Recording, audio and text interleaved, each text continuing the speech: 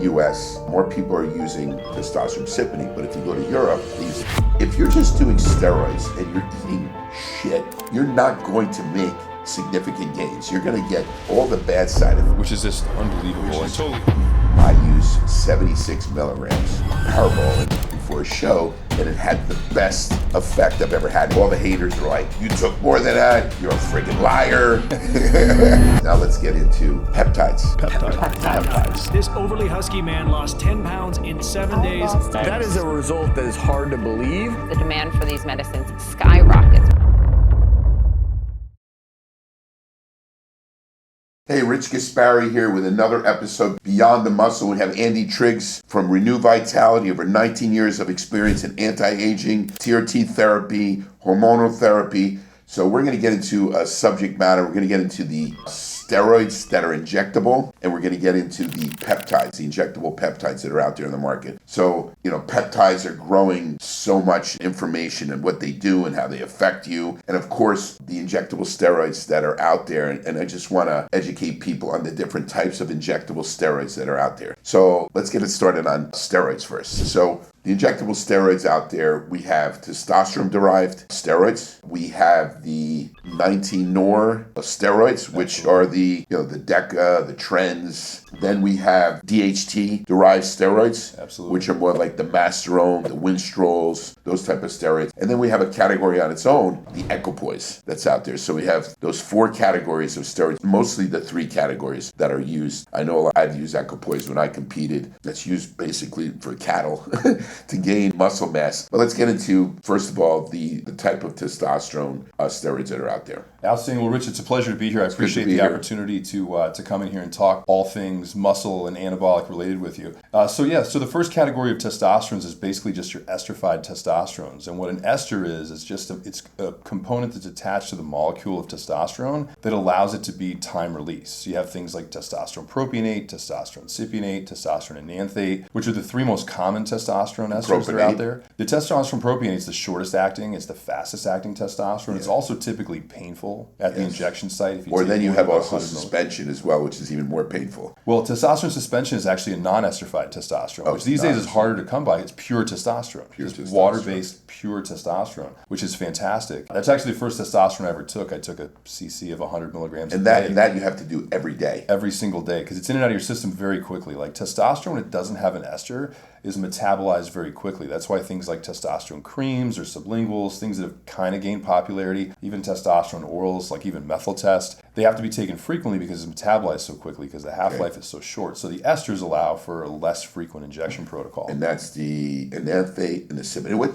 What's the difference between enanthate and cypionate? It's about 1 day in half-life elimination, which in the real world doesn't make any practical difference. Under a microscope, you can tell the difference, but for the most part, testosterone enanthate and testosterone cypionate are virtually interchangeable. And what I notice is it's funny because in the US, more people are using testosterone cypionate, but if you go to Europe, they use testosterone enanthate. Absolutely. Just testosterone cypionate was more popular. Pfizer patented depo-testosterone, which was an injectable 100 milligram per ml and 200 milligram per ml testosterone cypionate product. And that was the original US-based testosterone. And then from there was a handful of other things. Deletestrol came around, which was the first brand name US-based injectable testosterone enanthate. It was a smaller vial. It was 5 mLs. It was more expensive. It never really picked up. But you're right. In Europe, enanthate's much more popular. And in the US, cypionate's more popular. But for all intents and purposes, they're basically interchangeable. And let me throw a wrench in there. Then there's the sustanon testosterone, which is a mixture of 3 different testosterones. Well, you have sustanon 250, and then there's a whole bunch of other ones. Like there's a whole array of different blends from a lot of different manufacturers. Sustanon actually has 4 different esters of injectable testosterone to be able to create kind of a time release delay benefit. And with drugs like that, injecting it once a week is typically plenty. Yes. I think it has everything from the propionates, which I just discussed, which you would do a propionate, say, every other day or every 3 days. For sure. Absolutely. Every 3 days is usually enough. It just kind of depends. Some guys like to take, it depends how quickly they metabolize it too. Drugs impact every different athlete at a different rate. And then from there, we can get into, there's with testosterones, because it is basically your body produces testosterone. And what you just said is that's the enanthates and the cypionates are esterified so that they last longer in your body. But even though, like, I'm on TRT therapy and I don't do a shot once a week, my doctor recommends, or the clinic recommends me doing it every third and every fourth day or every 3 days. So it kind of time releases a little better doing it that way. Absolutely, yeah. Our physicians all recommend almost exclusively a twice-a-week injection with testosterone cypionate. And the reason is that the peaks are much lower and the valleys are much lower throughout the course of the week. So you get a more consistent testosterone level, which not only leads to you feeling better, having an optimal testosterone level throughout the week, but it also mitigates side effects. So you have less estrogen conversion, less red blood cell production, and less DHT conversion as well. So all the side effects associated with testosterone are really mitigated by taking it twice a week.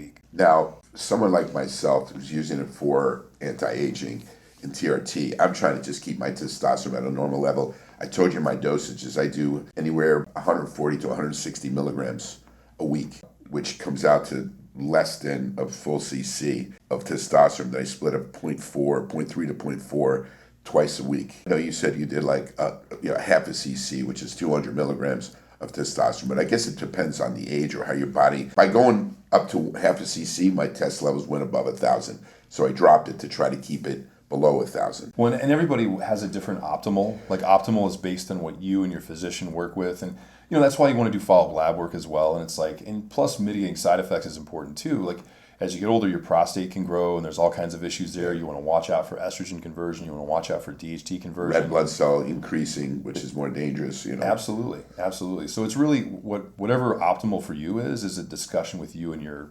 testosterone optimization provider. And I mean, athletes that are using this for higher doses, bodybuilders that are using this, you hear people using anywhere between 1,000 to 3,000 milligrams of testosterone a week. I mean, how crazy is that? Or even up to 3,000 to 4,000 milligrams of testosterone a week. Well, I mean, in competitive sports, competitive bodybuilding, the word milligrams has disappeared, and you ask guys are talking about how many grams of testosterone they're taking. And for folks who are not super familiar with the metric system, like 1,000 milligrams is equivalent to 1 gram. Yeah. So that's literally like a half of a 10 cc bottle a week for every gram you're injecting. So the doses have definitely gone to the stratosphere, especially since you were competitive. Oh my God, I just seen the dosage that some of these kids are using. The dosage, like I said, are 3 to 4 to even 5 grams a week. Which is just unbelievable. Which is totally so crazy. I mean, when you go to higher and higher dosages, the side effects amplify what happens to your body, even at a young age. Absolutely. Like your body can't keep up, and it's hard to metabolize anyway. Like your body only has so many receptors. The androgen receptor can only be so saturated. There's only so much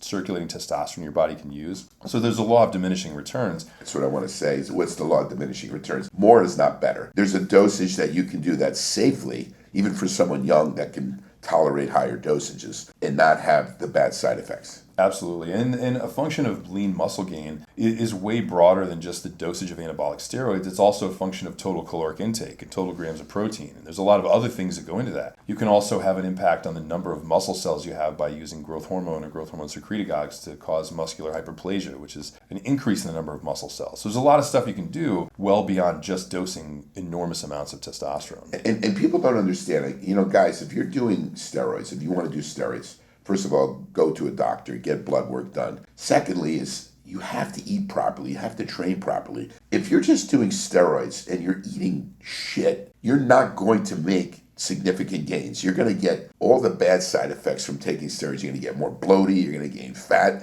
because, if you're taking high amounts of testosterone, you're going to increase estrogen, which is then going to help you gain more fat in your body. But if you're eating clean, you're taking supplements like creatine, glutamine, BCAAs, EAAs. You're going to feed your body nutrients that are going to help amplify the effects of testosterone. Absolutely. And the goal is to have sustainable lean muscle mass that you build. And the only way to do that is going to happen slowly. So it's better, longer duration, having a goal that's more manageable. You can gain a lot of weight in a short amount of time. A lot of it's water weight. Like you said, there's estrogen conversion and all kinds of other issues. Like it's way better to make shorter cycles, smaller amounts of gains that are sustainable and then continue to increase those. But your caloric intake has to be appropriate. Your protein goals have to be adequate. Like your protein goal should be, 1.5 grams of protein per pound of the goal weight you're trying to hit. Things like that will help you to gain lean muscle. And no amount of drugs is going to surpass the appropriate amount of calories and protein you need to be able to build that muscle in the first place. It's like having,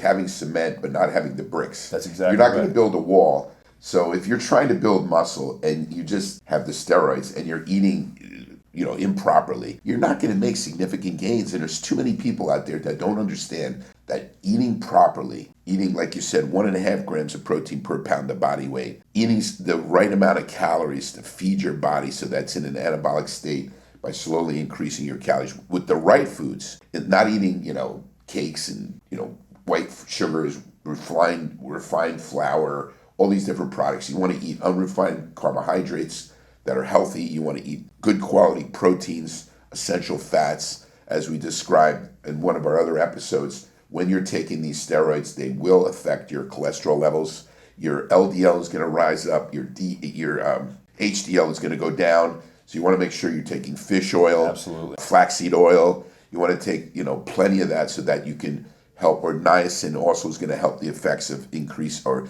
the HDL, lowering the LDL. Absolutely. And harm reduction is a big component of what we're talking about here. Is it's not just information about anabolic steroids and peptides and things like that, but also people are going to use them anyway. So why not put out some information where people can use them safely and try to do some kind of harm reduction? And like I said, this show is not recommending the usage of anabolic steroids, but guys are going to be using them. Absolutely. So I'd rather talk about how they can be taken safely. And like I said, if you are on them, guys, be under a doctor's supervision. Don't just take these are dangerous drugs that can hurt you, so don't take them blindly. So let's talk about the injectables. You have the testosterone-derived steroids, the testosterone, anthocyanidin, propionate, all those. And then you have the 19-nor. Absolutely. Let's talk about those. So the 19-nor compounds are everything is derived from a base of basically what testosterone is. But the 19-nor drugs are things like your Trenbolone, which is super popular now, which used to be rarely used in bodybuilding, that now seems to be one of the most popular even for beginners. And then your drugs like Nandrolone, like the original Deca-Durabolin, which is the Nandrolone decanoate, or you have things like the Nandrolone phenylpropionate, or NPP, which is super popular right now, which is a much different drug, but both in the same 19-nor category. I mean, I've used the 19-nors,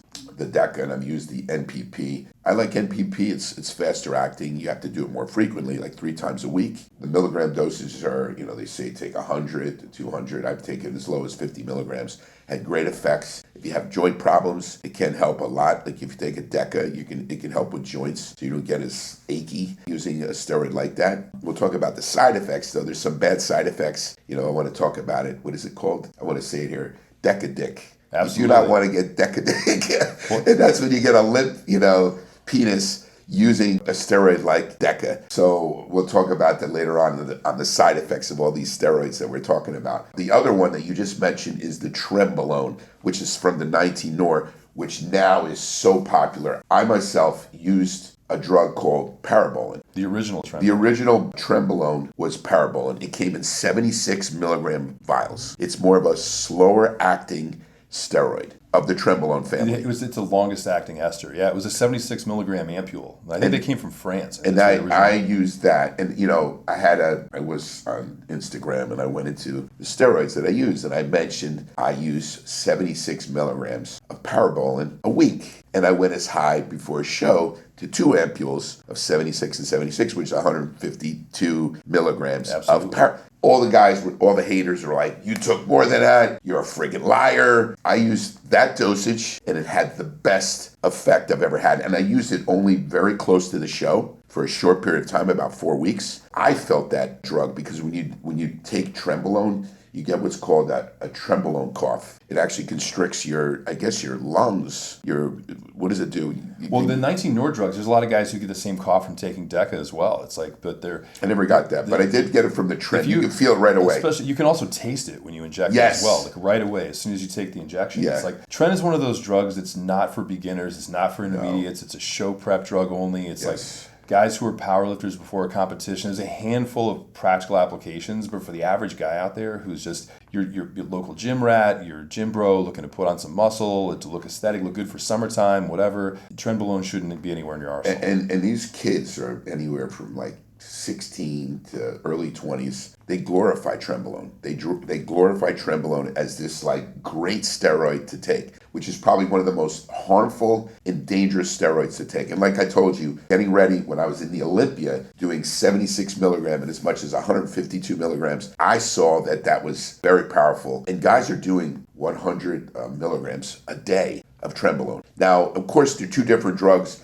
Primobolan is a slower acting Trenbolone. Let's talk about just Trenbolone acetate. Well, they call it Trenace or Tren acetate. Yeah. It's a super fast acting. The acetate ester is even faster acting than a propionate. And you have to take it more frequently. The problem with Every that drug day is... or every other day? Well, I mean, most people I think take it every day. Some people take it every other day. It just depends. Everyone metabolizes drugs at a different rate. Yeah. But really, it's like there's a litany of side effects. Kidney function being probably the most profound. So if you do take Tren over any duration, like you want to check your creatinine clearance, your GFR, like things like that. But it's certainly there's really and with high protein intake where you're stressing your kidneys already, you need to hydrate like crazy if you're taking Tren as well. And also you have to be very careful because if there is a roid rage drug like halotestin is as an oral, then Tren is as the injectable. So, let's talk about that. Like guys that are taking these high dosages of Trenbolone, they're getting like roid rages. Absolutely. It does affect the mental aspect of it. It does affect the brain using Trenbolone.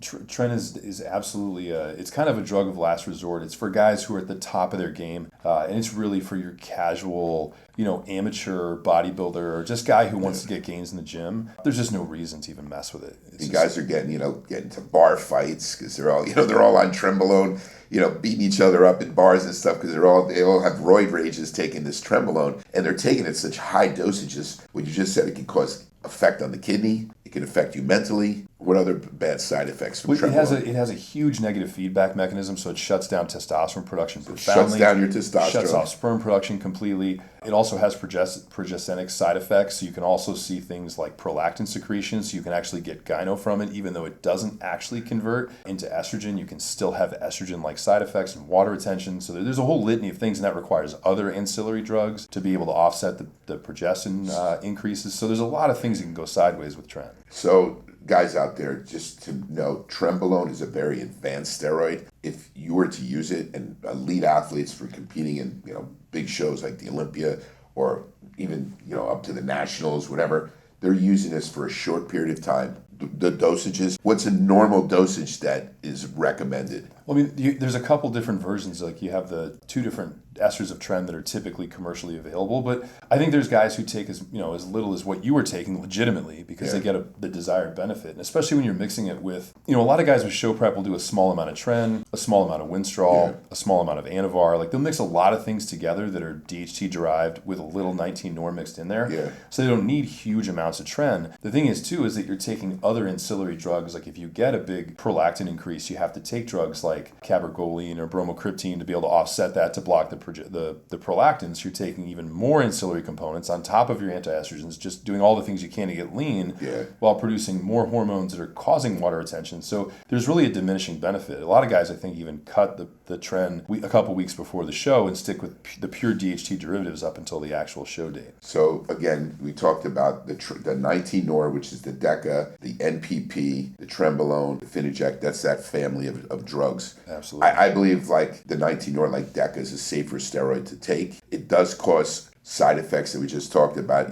decreasing libido. If you were to do something like a Deca, to stack it with a testosterone to kind of counteract the side effects of getting what we call Deca dick, which you don't want, or limp dick. That's exactly right. And one of the things is that back in the day, a lot of guys would take Deca and D-bol together only, and they wouldn't take testosterone, and they would get erectile dysfunction. And the problem is that nandrolone, the drug that's in Deca, causes a suppression of natural testosterone. So if you have no testosterone, you have no DHT, like you end up with erectile dysfunction and no sex drive. So most guys will say that they'll take their nandrolone in a 2-to-1 ratio of testosterone. For every 200 milligrams of testosterone, they'll put in 100 milligrams of nandrolone. Yeah. That tends to be a pretty safe bet. Even 1-to-1 can typically mitigate that. But yeah, if you're going to run either NPP or nandrolone, either one, a base of testosterone is essential to not get Deca dick. So the other drug or injectable is the DHT-derived steroids. Absolutely. That would be the Winstrol, the Masteron. Absolutely. What else? Primobolan's another one. Primobolan. So, it's funny because, you think, I don't want to take DHT. DHT is the drug that's going to cause you hair loss, prostate, acne.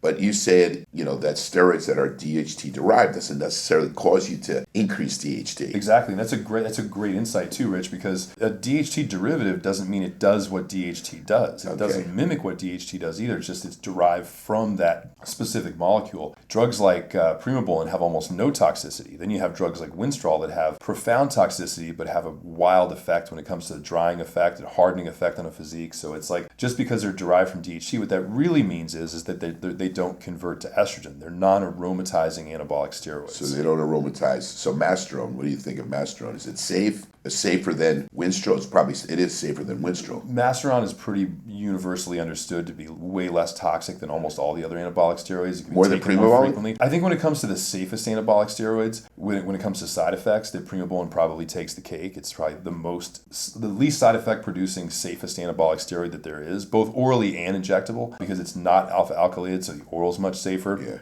The injectable doesn't aromatize. It doesn't have. It does have a suppression at higher doses on natural production, but it has much less of a negative impact on your lipid profile, so your HDL and LDL don't get impacted as much. So liver toxicity is minimal. So Primobolan is probably the safest steroid, but it's also the hardest to find because it's the most faked. It's most faked. So Primobolan depot, Primobolan. When I competed, it was Primobolan acetate. You would do that every other day, and then you have Primobolan depot you do once a week. But you're right, you can't find Primobolan. Primobolan. Absolutely. Most of what you find that's marketed as Primobolan is either a really low dose of testosterone, one of the esters, or it's a really low dose of nandrolone. But it's probably one of the most bootlegged, compounds that's mislabeled that's out there in the bodybuilding world. So if you're doing DHT-derived steroids, the most dangerous one, believe it or not, is the Winstrol. Oh, for sure. So out of all the steroids, the safest one is Primobolan. Then you have the Masteron, which is kind of the same par. And then you go down to like Winstrol, which is the more dangerous, or not dangerous, but more side effects. It's probably the most toxic of the DHT-derived steroids. Winstrol comes in Winstrol V, which is like a milky substance. It's a water-based injectable. Absolutely. Yeah, that they give to animals, basically. Do humans use Winstrol? For sure. I mean, there's a lot of folks who've used injectable Winstrol. It was. Athletes are using it, but was it made for humans or was it made for animals? Well, no, the V in Winstrol V actually stands for veterinary. Like that's the whole so purpose. It's for It animals. was originally derived exactly, much like Equipoise, although there they you both go. have. We'll talk about that one next, but let's go into it. But Winstrol also has a profound effect on final conditioning. It's a great finishing steroid. It seems to take out subcutaneous water, but it also takes water out of the joints. So guys who have injuries, you'll see a lot of joint stiffness, and there's a lot of. It's uncomfortable to take Winstrol. Also, it has because it dries you out. It surely does, but it dries everything out. So it dries out your joints, dries it everywhere. So that this is why you get joints. So if you're on Winstrol, you want to take it maybe the last couple weeks out from a show, 3 weeks out, 4 weeks out. A lot of guys, no more than 6 really. It's like guys will use it maybe a month going into a show, but it does. It dries you out. It makes you super hard. That really like super chiseled, lean, dry look that people are looking for. Winstrol is a huge contributor to that, but it just crushes your lipids as well. And here's something interesting. A lot of guys, instead of injecting Winstrol V, they drink it. They said it has the same effect. It doesn't get destroyed by your stomach. Is this true? Can you just drink? Because these guys that are doing Winstrol V every day, they're just squirting it into their mouth. Well, you certainly can. It's because stanozolol, the drug that's in Winstrol, is actually a methylated. It's a 17 alpha alkylated anabolic steroid. So that causes liver damage. So you can take it orally, just like Anadrol, just like D-bol, just like Anavar. It has a similar chemical structure to survive the first pass in the liver. So you can absolutely take Winstrol orally as well. But that's the oral version. But I'm talking about the injectable version that people are squirting into their mouth. It's the identical compound. Oh, it is. So it's methylated. It's exactly. It is. Even though it's injected, identical. it's exactly. It's the same so this drug. is why guys now, because it's out there that all these people competing that they don't inject anymore because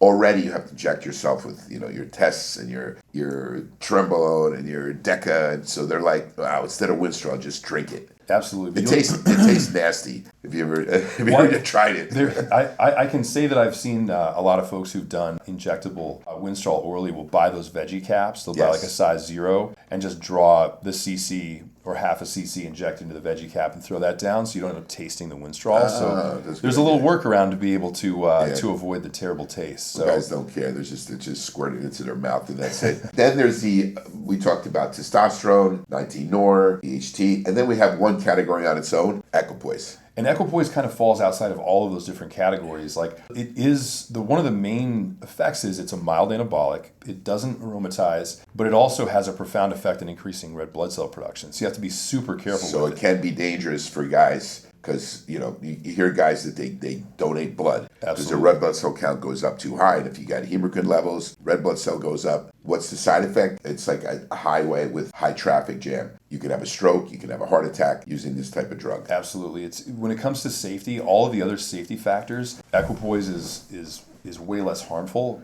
than a lot of the other injectable drugs, but you do run the risk of the increased hematocrit and hemoglobin. So it's one of those things where every 8 weeks you need to donate. The duration of the cycle should be probably no more than 10 or 12 weeks. You want to cycle off for at least as long, but it is a pretty good, solid anabolic, and people tend to keep most of their gains. So Equipoise was basically made for cattle, was it not? Absolutely. Where Winstrol was made, I guess, for like dogs and veterinary drug for dogs and cats, I thought. Yeah, I think there's a picture of sheep even on the original Winstrol V. Like, it was definitely made for farm animals. So a lot of these steroids are used to grow farm animals. For sure. I think that has kind of faded away. Trenbolone was actually for cattle as well. For a that long was time. Fitaject. See, the first pellets. Yes, so this is what's funny. I remember it first came out, it was these little pellets that you had to be like a chemist. So you mixed it with, I guess it was with an alcohol. You would dissolve the pellets with an oil. Well, you dissolve the cattle implant pellets, and then what you'd have to do is filter out the binders that made the pellet to get just the drug, and then you would take that and mix it with oil and run that through like a 0.2 micron syringe filter into an already sterilized vial, and then wham, homemade Tren. So that's like that was the first Trenbolone. Until later on they made Trenbolone. Exactly. Then the commercial labs all over the world, all of the different like illicit laboratories started making Trenbolone because it was so popular. But yeah, most guys back 20 years ago, when the only access that I would ever had to Tren was if you made it yourself. So I think they've subsequently cracked down on that, like which you'll eventually see with the SARMs as well. Yeah. So we went into all the injectable steroids. Now let's get into peptides. Absolutely. It's the newest craze right now. Peptides are everywhere. No one knew what they were. I didn't know what peptides were a couple years ago. Now it's like I use them regularly. BBC 157, TB 500 for inflammation, joint repair. Let's talk about them. Then there's IGF-1. There's actually, people don't realize like insulin is a peptide. Absolutely. GH is a peptide. But a lot of these peptides, GH, insulin are longer chain peptides. For sure. Where the peptides that are out there are very short chain peptides, very, very short, like anything from CJC 1295, Ipamorelin. So let's talk about some of these great effects that these have compared to the anabolic steroids. Well, and some of these peptides are actually fragments of existing hormones in the body. Like the body has what's naturally called growth hormone releasing hormone. Yes. So some of these are fragments of that. Like Tesamorelin is a growth hormone releasing hormone fragment. So it's a fragment of that original hormone that's in the body, but it has just enough of that peptide chain to be able to stimulate growth hormone production. So you've got a whole broad array. Like for instance, kind of starting on one side and working the other, you have things like IGF-1. So you have IGF-1 LR3 is probably the most popular. And the LR3 version has just got a longer half-life. So it's in the body, it stays active longer. But IGF-1 is actually the active drug. So if you inject growth hormone, if you inject a secretagogue, it converts to IGF-1. Exactly. It goes through the liver, turns into IGF-1, and then IGF-1 does all the growth hormone related stuff. So IGF-1 LR3 is probably the most popular. Guys will cycle it, usually for shorter durations, because you do end up with a lot of the GH related side effects, especially in high dosages. Like if it's a guy who's using a therapeutic dose for anti-aging, it's a very different story. But for athletes, are going to be using huge doses and that's where you start to see some of the belly distension. That's where you start to see a lot more. You can get that from IGF-1. Absolutely. So IGF-1, what does it do? It increases lean muscle mass? Well, it grows all tissues in the body. It grows all tissue. So it affects everything. So like if you see guys like some of the baseball players who aren't to be named, they have bigger ears, bigger hands, their feet grew, the size of their helmet grew 2 sizes through the course of their career. If you take huge amounts of growth hormone, it increases your IGF-1 profoundly. So like cartilage continues to grow, certain bones continue to grow, but it does impact all of your tissues in your body, but it causes something in muscles called muscular hyperplasia, which is in contrast to muscular hypertrophy, which is where you increase the size of the muscle. IGF-1 and all the growth hormone secretagogues cause muscular hyperplasia, which is an increase in the actual number of muscle cells that you have, which is cool because you get another way to be able to increase your muscle mass. So IGF-1 is the direct conversion of GH turns to IGF-1. Exactly. So then you have the secretagogues, which produce your natural GH from the pituitary, and that's your Ipamorelin, CJC-1295, Tesamorelin. Absolutely. So let's talk about all those different ones that are out there. So there's a couple of different ways to stimulate growth hormone. Well, there's a few, and someone will definitely comment that there's more than those. But there's three main kind of categories. You have GHRHs, which is growth hormone releasing hormones. Then you have GHRPs, which are growth hormone releasing peptides. And then you have growth hormone releasing drugs like butamorin or MK677, which is a growth hormone secretagogue, but it's a ghrelin mimetic. And explain what ghrelin is, because people don't know what ghrelin mimetic means. So ghrelin is a hormone that actually causes gastric emptying. So what happens is when your ghrelin goes up, you're able to increase the speed at which you digest food. So say, for instance, someone's on a bulking cycle and they're taking something like a GHRP6 especially, or an MK677, which is a butamorin, it's going to increase your appetite, and it's going to basically increase the throughput as to how much food you can put through your body because of that sped up gastric emptying. You're going to be hungrier more often, you can eat more calories. So when you're on a bulking cycle, those types of drugs are wildly beneficial. When you're on a cutting cycle, they're not so beneficial because if you're starving, you're in a calorie deficit. And that's one of the interesting things that we've talked about in the past, like with GLP-1s, is that GLP-1 drugs actually reduce ghrelin, so it slows gastric emptying and gut motility. Which is a peptide, by the way. Which is another peptide. Which is another peptide for weight loss that's very popular today. Well, I think in bodybuilding and fitness, that during cutting cycles, you're going to see GLP-1s integrated into Would you everybody's use a GLP-1? Because it can it affect, like, burn muscle away? Like, if you're using it, if you're eating properly on a great diet, but a caloric deficit diet, and you're using, say, one of those drugs, GLP-1, can it make you lose muscle? Well, the answer to that is yes, it can, if you don't mitigate those circumstances properly. Like in a cutting cycle, losing muscle is a key issue. Yeah. Usually, everyone who's in a cutting cycle is on some kind of non-aromatizing anabolic steroid, which is going to help with muscle preservation. They're probably now also on some sort of GH-related peptide and or growth hormone or IGF-1, and they're probably on some kind of peptide that's muscle sparing that also helps with, that's regenerative in nature, like a TB500, BPC 157 as well. So that combination of drugs is going to help to mitigate that. But for people who have trouble cutting, who have issues with appetite suppression, small doses of GLP-1s, profound benefit. Plus, you also see things like decreases in insulin sensitivity, or increase in insulin sensitivity, decrease in insulin resistance. It causes an increase in leptin, which tells your brain that you're full. So if you do have somebody who's having trouble cutting the calories or sticking to their diet, I think GLP-1s are going to be a great cheat code for people trying to get lean. So definitely, if you guys are trying to get into a diet to lose weight, GLP-1s are great to use. Now, they basically also help shuttle, the glucose into the muscle as opposed to storing it as fat. You have a bunch of different types of GLP-1 drugs. So you have drugs that are just straight GLP-1s, and then you have drugs that, like Tirzepatide, for instance, which has a GIP, which is another facet that also helps. And then you have triple action GLPs that have both the GLP-1 aspect, the GIP aspect, and the glucagon aspect. So it's like there are benefits, especially to the second and third generation GLP drugs. So are they glucose disposal agents of these GLP-1s? Well, they have an impact on glucose metabolism. I don't know that that's exactly how you'd classify them, but they certainly have an impact on reducing A1C, reducing blood sugar,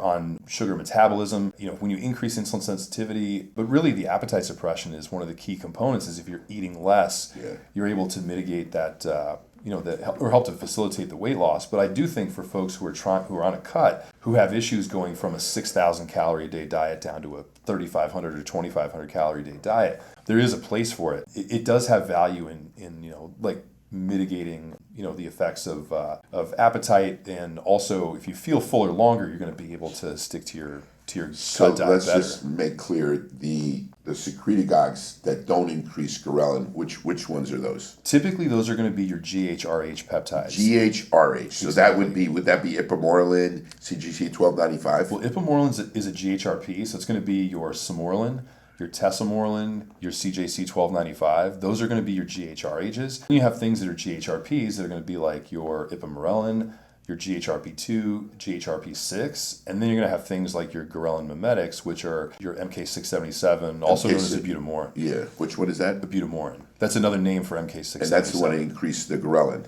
Well, exactly, for sure. So it's because it's a ghrelin mimetic, and because the GHRPs impact ghrelin by virtue of how the mechanism they use to stimulate growth hormone, all three of them increase hunger, all three of them increase gastric emptying, with MK being probably the most substantial of the three, followed by GHRP6, followed by GHRP2. So there is a difference in severity as to how much hunger you get depending on which one you take. There's a lot of confusion. So, and they're dosage dependent as well. Yeah, so most of these GH releasers, should they be taken before bedtime, correct? Well, it just depends. I'm told they're taken an hour and a half. Your last meal is an hour and a half before bedtime. If you're on a bulk, MK in the morning will stimulate your appetite throughout the day. So then you're going to get those tired calories from down. MK. It doesn't cause the benefits you get from secretagogues, like Tesamorelin can help you sleep, Tesamorelin can help you sleep. The GHRH drugs seem to help sleep as an ancillary benefit. But with the stuff that stimulates ghrelin, it typically doesn't have an impact on sleep as much, but it will stimulate appetite. So if you're trying to use, let's say, MK or GHRP6 or GHRP2 for growth hormone release, and you're not trying to gain weight, then taking it at night is an imperative. But if you do want to stimulate the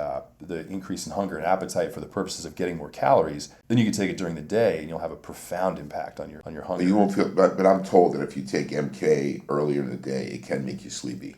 It may be individual dependent. I've taken MK in the morning and I felt plenty of energy, but I pulverized the kitchen. It is a dangerous drug if you're trying to get lean. What happens and by if you dangerous, stack, I mean calorically dangerous. So what happens if you stack? Would you stack a GH with an IGF-1 and then using a secretagogue at night? It'd be too much. Well, it just depends. The thing is, too, is that too much IGF-1, you can overdo it. Like anything else, there's a law of diminishing returns. So when you do your lab work, if your IGF-1 is, at the top end of normal, you're getting an optimal benefit. Some physicians will allow people to run 50 or 100 points over the top end of normal. But when you start to get to, 400 or 500 IGF-1 levels, you get rapid cellular division, you're getting all kinds of other potential issues. If there is any cancer risk, it exacerbates that. That's what you got to be careful is cancer. Well, then you also look at there's another kind of wild card, which is the whole concept of telomeres and DNA and cellular division, and whether or not speeding up that cellular division also could potentially decrease your lifespan. So it's like IGF-1 optimized seems to make a lot of sense. IGF-1 blown through the roof has a lot of diminishing returns, and I think that's where you also start to see things like GH gut and things like that when you go to those ultra super physiological levels of IGF-1. What's a safe dose to say for GH? Should it be taken in the morning? Should it be taken at night?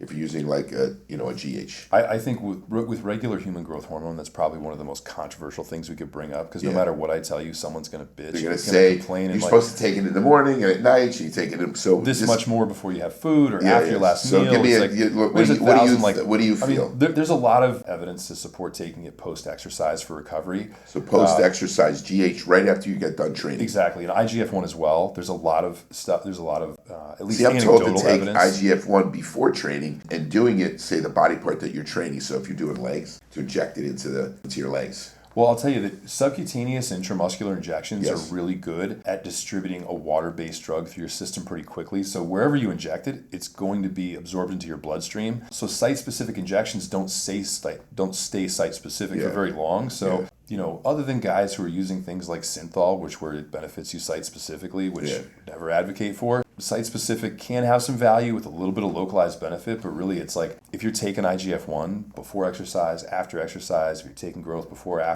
bed, you're going to get the benefit of the drug pretty much regardless. I think it's semantics. And then, I'm told that the dosages of GH are, for the fat-burning effect is to take, 2 to 3 IUs a day. I think most people would agree that that's plenty. There's also a GH fragment that's available now that's another peptide which has the fat-burning aspects. It's an abbreviated version of the 191-chain amino acid growth hormone. So what is that? There's that as an option as well. It's supposed to be designed to capture all the fat-burning effects of growth hormone, but to be a fragment to be less expensive. So it is to burn fat. Exactly. It's specifically designed to be lipolytic. But I think that as cheap as growth is now, in all the other growth hormone secretagogues, that it's not really, it's just kind of a novelty. Okay. But yeah, with growth hormone, I think any one of these drugs, the growth hormone releasing hormones are typically best taken at night. Yeah. Because it exacerbates your natural pulse of growth hormone production at night. You do produce GH from your pituitary at night. The two times you get the biggest pulse is after exercise and while you're asleep. So that's what the after rationale is exercise, before bed. So you would take GH after you if you're producing GH, you want to give yourself IGF-1 after you're done training. The IGF-1, because of the half-life of the IGF-1 LR3, it shouldn't really matter. I think the half-life is about 20 hours. Okay. So it's in your system for a long time regardless. Like I said, anything I tell you, someone will go in there and say, that's bullshit, if this is bullshit. It's like, if you take IGF-1 LR3, you're going to get fantastic results if you monitor the dose and keep your ranges What's the frequency when you do an IGF? So this is another thing. A lot of guys are cycling IGF-1 and doing it 5 days on, 2 days off, or say no, you got to do it every day. What do you think? I'll tell you, one of the most effective therapies that I've ever tried and that I've seen a lot of patients do really well with is 5 days a week IGF-1 LR3 followed by the weekends with Tesamorelin. It's basically like you get a minor suppression of pituitary output of growth hormone by taking the IGF-1 during the week, and then Tesamorelin to basically reset the pituitary and get a huge pulse. So just 2 days of Tesamorelin. Exactly, followed by 5 more days of IGF-1 LR3. Tesamorelin, you sell it at your clinic? Oh, Tesamorelin is probably the most popular secretagogue. Very expensive. It's the most expensive of the secretagogues, but when it comes to reducing subcutaneous and visceral fat, there's a ton of studies out there that show that it helps to reduce fatty liver as well as visceral fat in general. That was what it was originally indicated for, was to reduce visceral fat due to HIV/AIDS, because of that was a side effect of some of the other medications that they were taking. But Tesamorelin is probably the most popular, most effective secretagogue when it comes to increasing IGF-1, not producing any additional hunger, and having an overall desirable effect. It's and at a relatively low dose too, so it's super popular. So if you're looking for the best GH releasing peptide, Tesamorelin is probably your top on the top list. Tesamorelin is the Cadillac. It's the best. So I'm told, through our great government, I think that's going to change with guys like Robert Kennedy, that a lot of these peptides have been taken off the market. For example, you can't get like Ipamorelin or CJC 1295. You right now have just Samorelin that's available right now. Well, the compounding Tesamorelin. For sure. Well, you have compounding pharmacies have 3 different lists they can work from. They have a list 1, list 2, and list 3. And list 1 is stuff that's approved to be able to be compounded with. List 2 is stuff that's prohibited, and list 3 is stuff that's pending approval that's been petitioned to the FDA to be able to be allowed to be compounded with. So we're wholly reliant on compounding pharmacies to make these drugs. And as soon as the FDA puts something on list 2, then it's prohibited from compounding. So BPC has gone away, but it's been replaced by something called pentadecapeptide arginine, which is a similar but different attachment. Exactly. So instead of pentadecapeptide acetate, it's pentadecapeptide arginine, which is different enough, and you get a very similar effect. TB500 has been taken off the market as well. Thymosin beta-4, which is TB500, is on that list as well. So is Ipamorelin and CJC. So is MOTS-C. I mean, there's a whole broad array. What was that used for? It's a metabolic drug mostly designed to help burn fat. There are some studies now that show that it may cause cardiac enlargement. There's also stuff that's to the contrary, so that jury's kind of out on that as well. There's just so much we don't know about a lot of these peptides. So there's a little bit of, we're learning as we go. So a lot of it's anecdotal. So are these ones like Ipamorelin, CJC 1295, are they still available? They're only available through peptide websites, places that sell stuff for research purposes. Which we talked about in another episode, that when you go to these peptide websites, how do you know what you're getting? You may not be getting a peptide. You think you're buying, for example, BBC 157, and it doesn't have any BBC 157 in it. That's exactly right, but it also might have bacterial contamination, it might have endotoxins,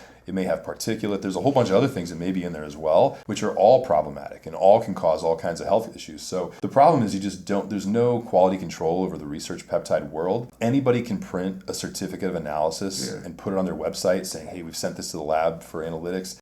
There was a study that was done, I think it was in Great Britain, that said something like 80% of all the peptides either don't meet the label claims for potency or don't even have the actual drug that's on the label in the container. So it's a little bit of a crapshoot as to what you're going to get. So if you're going to go, to these not compound pharmacies, but these online peptide, that you see them all over. You can go online, you can see peptides, and you don't know what you're getting. Absolutely. So it's really, you should go to a clinic like yours. Absolutely. There's no what safe way to you're do getting it. What you're going to get when you go to a clinic. Well, and the thing is, you have lab work done, it's clinically supervised, it's made in an FDA inspected compounding pharmacy with USP grade ingredients that are all screened for all kinds of contaminants. The final drugs are tested for bacterial contamination and endotoxin and potency. It's like all of the things you need for quality control from both the clinician side, from the prescribing side, from the diagnostic side, from the pharmaceutical side. There's no other way to do peptides than to do it through a clinic like Renew Vitality. So again, we talked about if you're doing like an IGF-1, you suggested 5 days straight, then do a Tesamorelin for the weekend, 2 days. It's a fantastic combo. I can tell you, I've tried it, and it's like the results. What about are GH? The same thing. 5 days GH, 2 days Tesamorelin. Or any secretagogue. Like if you were taking GH and you wanted to re-stimulate your pituitary for natural production, the benefit of any GHRH would be able to do that, like Samorelin or Tesamorelin or So only take it for CJC. 2 days. Just take it Friday, Saturday. You take a stout dose. Saturday, like, Sunday, I mean. Exactly. Like, but you would take 1,000 milligrams of Samorelin. You know what I mean? Like a larger dose, like to be able to stimulate that. But it should reset the pituitary. And then go back on your IGF-1 and on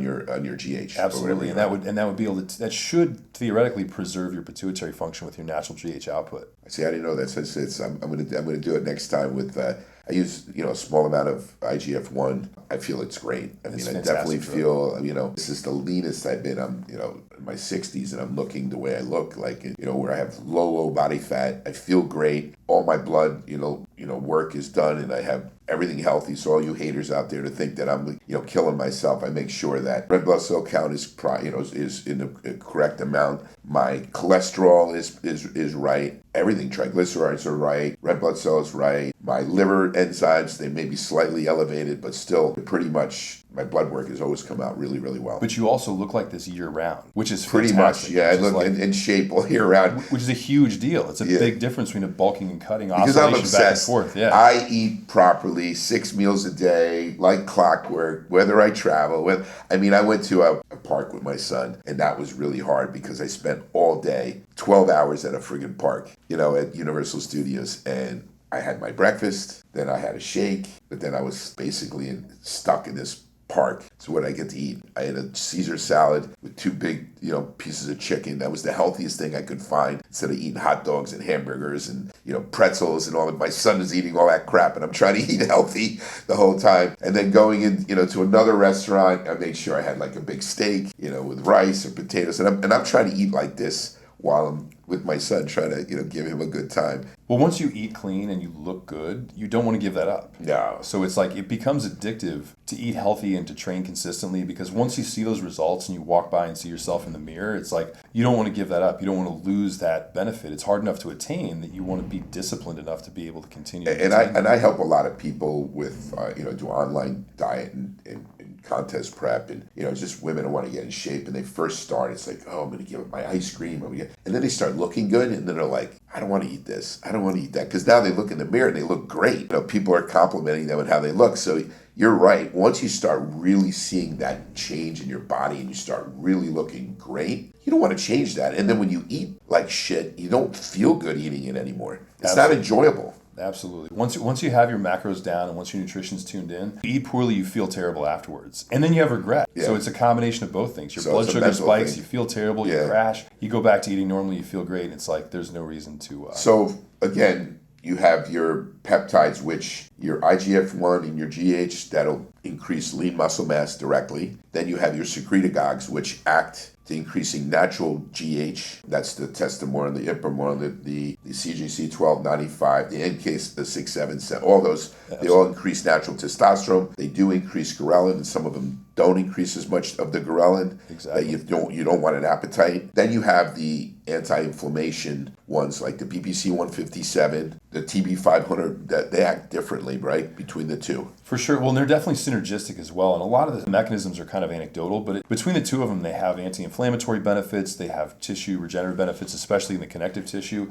So it's not only an issue of like post-surgical or post-injury recovery, but a lot of people take them just to mitigate injury because of, while they're training. So it's like they call it the Wolverine stack because of how quickly you can recover. But the TB500 and the BPC 157 are used to stave off injury as well, because it's like the last thing you want is a pec tear or a bicep tear or any other prevent injury as well. Because if you're strengthening those tissues, and I think this is, anecdotal and not clinically proven anywhere, but I have heard that the BPC 157 upregulates the IGF-1 receptor in connective tissue. So when you mix BPC 157 with a secretagogue, growth hormone, or IGF-1, it exacerbates the benefit of that. Oh, BPC really? 157. So by doing BPC, it'll actually exasperate or synergistically make it work better. Absolutely. So the real trifecta, if you're looking to protect your joints, is the TB500, BPC 157, and then any secretagogue GH or IGF-1 combination. That triple crown is the best joint preservation or joint recovery protocol you can use. And we talked about steroids.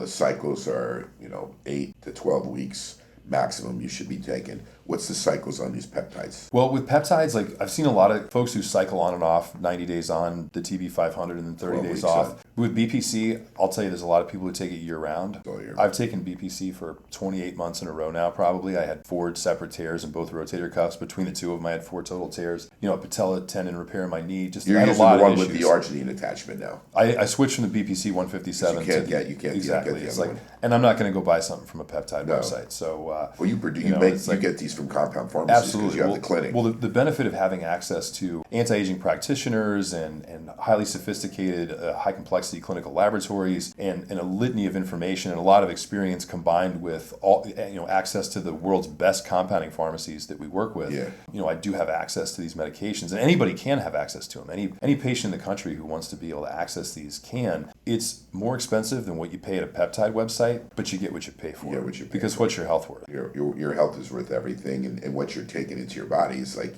but a lot of people, they want to skip corners and they want to save money and they think they're getting something great. Absolutely. And then they're showing me these bottles and I'm like, how much should I take? I'm like, I have no idea. It doesn't have anything written on it. And then it says for research purposes only. So then when they call the website how to use it, they said, we can't tell you how to use it. So they're not going to tell you how to use it. So you're getting this thing and you don't even know how to use it. Well, even the stuff that gets sent to a laboratory for research purposes that they're going to inject into a lab rat comes with reconstitution instructions. Yes. It comes with, it has an actual certificate of analysis. It does actually get tested for purity and potency and endotoxin and fungal contamination and bacterial contamination. So even a lab rat is going to get a better quality product than what you're going to get from most of these peptide The websites. ones for the research. So that's a good point to make. Absolutely. So, we learned about peptides, we learned about steroids, injectable steroids. Let's talk about cycles. There's different cycles that they have bulking cycles, they have cutting cycles, and then they have post cycles. Let's talk about a bulking cycle. Absolutely. What would you recommend on a bulking cycle? Well, the thing is that a bulking cycle is designed to put on muscle mass. So you're eating in a caloric excess. Yes. You're eating an additional protein, and obviously you're taking, excess of all the normal supplements you take. So extra glutamine, extra BCAAs, extra essential amino acids, all those types of things. So on top of that, you're also increasing in strength, and you're going to take drugs that are going to be, mass-producing types of drugs. Typically, a base of testosterone is what people will start with, and then usually add something like potentially like a nandrolone. So a test stacked with a nandrolone, like a Deca or an NPP. Exactly. And then a lot of times what guys will do is they'll front load potentially or back load, depending on where they want to put it in their cycle, about 6 or 8 weeks worth of an oral anabolic steroid as well. So you'll see. Exactly. I think you'll see that D-ball is kind of fading from popularity. It's still out there, but compared to some of the other drugs I think you'll find that even in a bulk, you'll find high-dose Anavar for sure. High-dose Anavar is still for bulk. It's such a What about potent anabolic. Teramorelin? That's a good one. Absolutely. You'll also see Anadrol is another popular one as well. Anadrol, but that's more toxic. For sure. So all of the different, the aromatizing drugs you'll see during a bulking cycle, but really, typically the oral anabolics, about 8 weeks is plenty. Most guys will come off in that threshold. But an injectable anabolic steroid cycle can run, between 10 and about 20 weeks maybe. Some guys go well beyond that, but really after about 20 weeks it's time to post cycle, because that's when you've started to get to the point where you've seen an increase in red blood cell production, estrogen starts. Before we get into cutting, let's go in. Before we get into post cycle, let's get into cutting. So the steroids used for cutting would be more the DHT-derived steroids that are going to dry you out to make you harder. Anavar as a pill, I feel gets you more dense. Winstrol would dry you out, but you want to use it for a shorter period of time. Masteron would be a great steroid to use. These are all great things, and typically you'll see a base of testosterone as well, like a lower dose of Primobolan testosterone. is another one. For sure, anything that doesn't aromatize, you're going to see as a popular drug. And also too, there's a timing associated with them as well. Like you'll see Masteron usually run throughout a cut, super popular drug. Winstrol towards the end, Anavar especially during a cutting phase, because the whole goal of a cut is to be able to go into a caloric deficit and still maintain your lean muscle mass while you're decreasing body fat. So you always see lots of secretagogues and growth hormone are mixed in during that time as well for muscle preservation. But yeah, mostly none of your bulking drugs. The nandrolone typically goes away. All of your aromatase. Don't you want to take some testosterone? The testosterone is a base you always will have. Because so would you switch over to propionate? You could. Like some guys will take, it's really dosage related. Most guys will stay I mean, depending on where you're at as an athlete, but a base of testosterone you have to have just for normal sexual function and for all the other things you need. So testosterone at a minimum, the faster acting doesn't necessarily make a huge difference. It's just having consistent levels of less testosterone. water, it doesn't mean that. Well, as long as you control the estrogen, and that's where in another episode we'll go into kind of like aromatase inhibitors and things like that. But as long the water retention is typically a function more of estrogen than it is of the actual testosterone itself. Okay, so the cutting phase you would keep the testosterone, take out the nandrolone, add, say, the last 4 or 5 weeks or 6 weeks of your Winstrol. You want to take it too long because it's going to cause the joints to actually dry up and actually cause pain. You keep Anavar in there because Anavar is a great cutting drug. It's going to cause more density in the muscle. Most folks will run the Anavar the whole cycle. Masteron would be a good cutting drug to put in there to use, right to the show. Primobolan, so Primobolan, Winstrol, Masteron.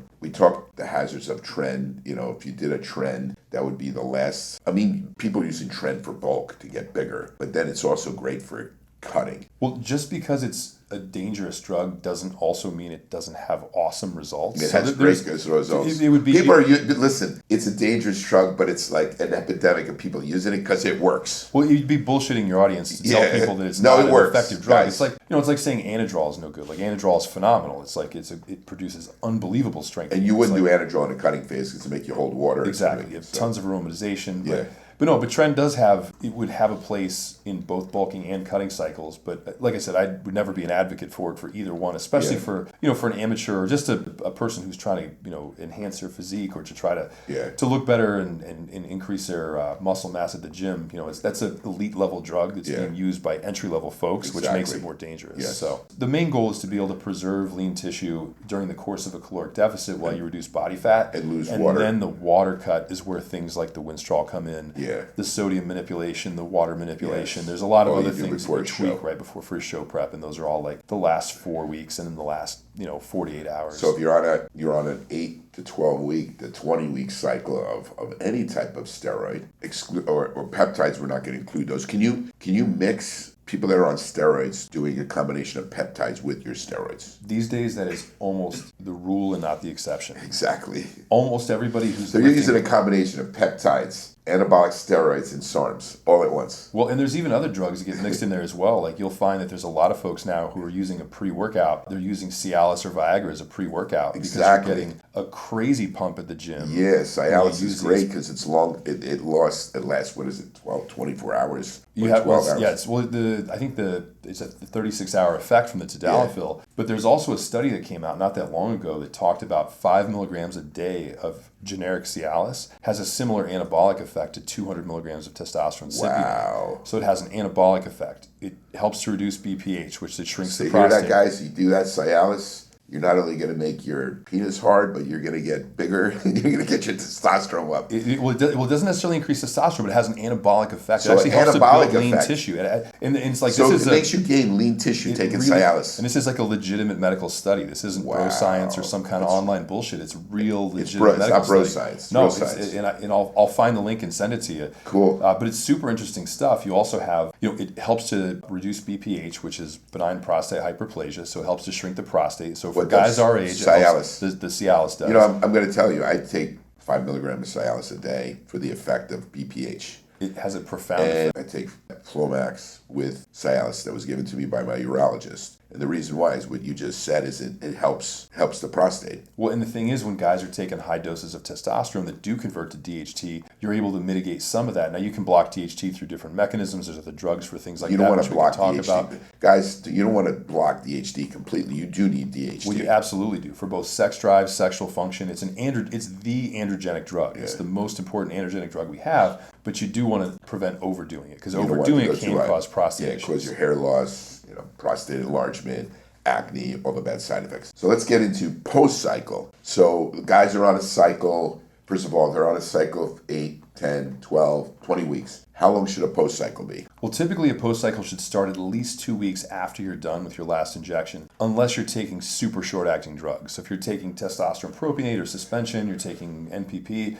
those drugs you can typically start about a week or 10 days later, but you want everything out of your system. You want to be off of all of the different medications because what you're trying to avoid is any more negative feedback. Yeah. Anytime you take an anabolic steroid or testosterone, or even a SARM, most of them, it'll create a negative feedback, which is basically just a message back to your pituitary saying we have adequate testosterone, stop producing it. And what happens is the pituitary then signals the hypothalamus to shut off luteinizing hormone and follicle stimulating hormones. They're referred to as LH and FSH. And those are what signal the testes to produce testosterone and sperm. So when you're on an anabolic steroid and testosterone, it shuts off that whole apparatus by creating that negative feedback. So what you want to do is you want to restart the positive feedback mechanism to produce testosterone. So drugs like HCG, it works like a synthetic luteinizing hormone to stimulate the testes directly. By the way, HCG definitely works. Well, especially on cycle 2 for guys like us who take TRT. Like I have a 5-year-old son because of HCG. and it what, 55 and it wasn't on years purpose. old? It wasn't on purpose. I wanted to increase my natural testosterone, and now I have a son because of it. So it works. It works. But it definitely works. So HCG is fantastic at increasing testosterone production and sperm production. Yeah. So what happens too, though, is you also want to stimulate the pituitary and hypothalamus into producing natural luteinizing hormone and follicle stimulating hormones. So there's another drug. Typically what you use is a SERM. In another episode, we're going to go into way greater detail. But that's drugs like tamoxifen, Clomid, and clomiphene, things like that, gonadorelin, that will help to stimulate, gonadorelin not as much, but will help to stimulate production of LH and FSH. So people do Novodex for the kind of lower estrogen. Well, it doesn't necessarily it blocks the receptor. Blocks the receptors to estrogen. So the SERM drugs, they'll block the estrogen receptor, which will prevent things like gyno. It also, the body recognizes it, and you get some of the estrogen-related benefits, like there can be cardiac benefit, bone density benefits, things like that. But also, those drugs, the SERM category of drugs, selective estrogen receptor modulators, help to actually increase the production of LH and FSH. So they augment the HCG in a post-cycle. So you bring your testes back with the HCG, and you bring your LH and FSH back with your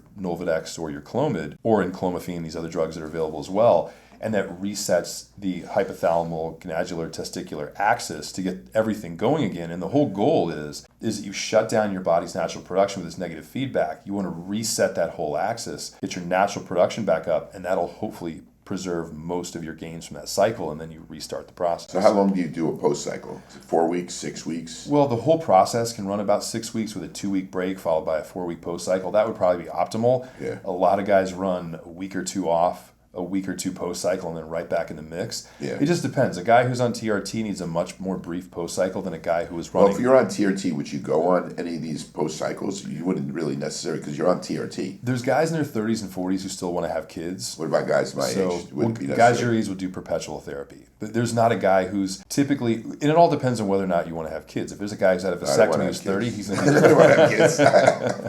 I don't want to be...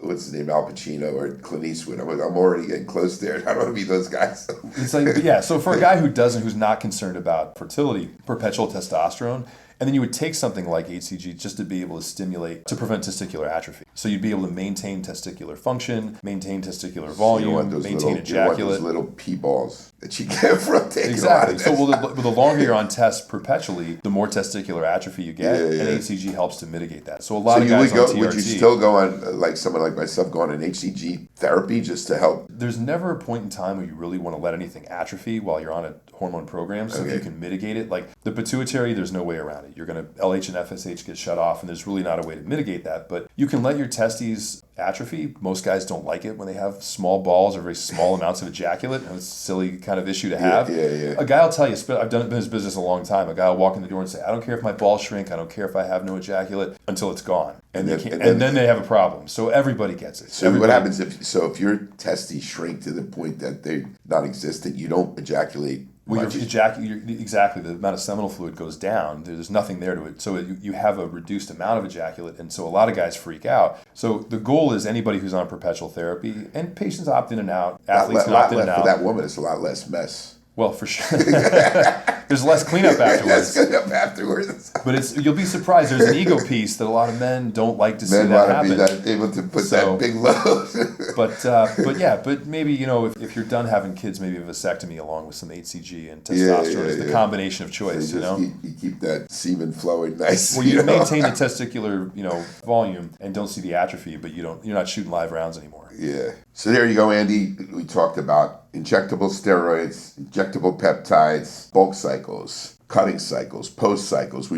I think we hit it all in this episode. It was a long episode, but I think really interesting. So all you guys out there, that was a great episode. If you want to get more information of where to locate, your clinic, it's Renew Vitality. Absolutely. And it's all over the country, nationwide. Just look up Renew Vitality online, and we'll find you. Renew Vitality nationwide in almost every state. It's vitalityhrt.com. And my name is Andy Triggs. You can find us on social media. So Instagram, TikTok, Vitality HRT. If you're looking for peptides, testosterone optimization, and you're a qualified patient, we'll get you taken care of. Cool. So there you have it. Great episode. If you like the show, please comment, and subscribe. Get people to know about this show and subscribe. So until our next episode, there you have it. Rich Gaspari, Andy Triggs.